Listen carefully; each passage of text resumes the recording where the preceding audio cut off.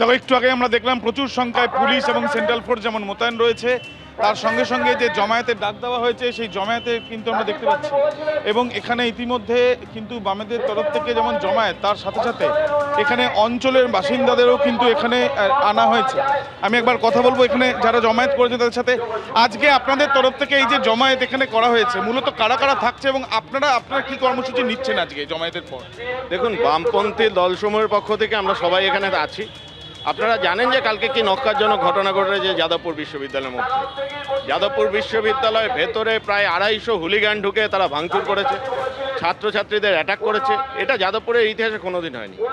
এবং যাদবপুরটাকে কলঙ্কিত করবার জন্য ওরা আজকে, আমরা জানি যে ইউনিভার্সিটির ভেতরে নয়, ইউনিভার্সিটির বাইরেও ওরা সাধারণ মানুষের উপর অ্যাটাক করবে। আজকে কি শুধু ছাত্ররাই এখানে জমায়েত করবে? দেখুন, ছাত্ররা তো ইউনিভার্সিটির ভেতরে থাকবে, আর বাইরে আমরা থাকবো, আমরা অভিভাবকরা, যাদবপুরের যারা স্থায়ী বাসিন্দা, আমরা এই অঞ্চলে আছি, আমরা থাকবো, এখানে জমায়েতরা থাকবো। আমাদের দেখি ওরা কি করে। বিজেপি এবং আরএসএস যদি মনে করে যে যাদবপুরটাকে একটা মুক্তাঞ্চল তৈরি করবে এবং যাদবপুরে এইভাবে হুলিগানিজম চালাবে, একটা অসভ্য অশিক্ষিত বিধায়ক, তোলাবাজ বিধায়ক, যে অলরেডি বিভিন্ন মানুষের কাছ থেকে তোলাবাজি শুরু করেছে, সেই বিধায়ক যদি মনে করে যে যাদবপুরে এইভাবে তোলাবাজি করবে এবং যাদবপুরে হুলিগানিজম চালাবে, তাকে প্রতিহত করবে নিশ্চিতভাবে যাদবপুরের সাধারণ মানুষ। এবিভিপিও আজকে যাদবপুর থানাতে জমায়েত করছে, সেখান থেকে তাদের যাদবপুর অভিযান একটা তাদের করার কথা রয়েছে। এবিভিপি গতকাল যা ঘটনা ঘটিয়েছে, যাদবপুর বিশ্ববিদ্যালয়ের মধ্যেকার ছাত্ররা নয়, বাইরে থেকে গুন্ডারা এসে যাদবপুরের এত বছরের ইতিহাসকে ধ্বংস করতে চেয়েছে। যাদবপুর বিশ্ববিদ্যালয়ের ইতিহাস হচ্ছে বঙ্গভঙ্গ বিরোধী আন্দোলনের মাধ্যমে যাদবপুর বিশ্ববিদ্যালয়ের জন্ম। স্বয়ং রবীন্দ্রনাথ ঠাকুর মিছিল করতে করতে যাদবপুর বিশ্ববিদ্যালয় তৈরির আহ্বান জানিয়েছিলেন। সেই সময় প্রথমে বঙ্গীয় শিক্ষা পরিষদ, তারপর ইঞ্জিনিয়ারিং কলেজ, তারপরে সেখান থেকে আজকের বিশ্ববিদ্যালয়। এই বিশ্ববিদ্যালয়ের ইতিহাস সাম্রাজ্যবাদের বিরুদ্ধে লড়াইয়ের ইতিহাস, অন্যায়ের বিরুদ্ধে, ফ্যাসিবাদের বিরুদ্ধে লড়াইয়ের ইতিহাস।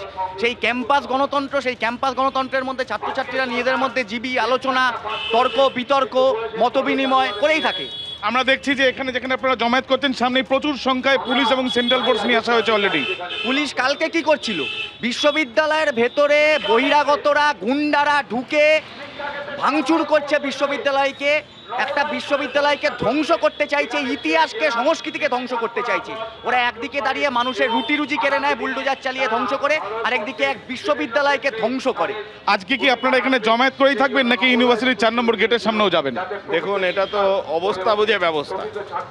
আমরা যাদবপুর অঞ্চলে শান্তি শৃঙ্খলা রক্ষার পক্ষে, কিন্তু কোনো হুলিগান যদি চেষ্টা করে যে যাদবপুরের শান্তি শৃঙ্খলা বিঘ্নিত করতে, তাহলে আমরা সেই রকম ব্যবস্থা নেব।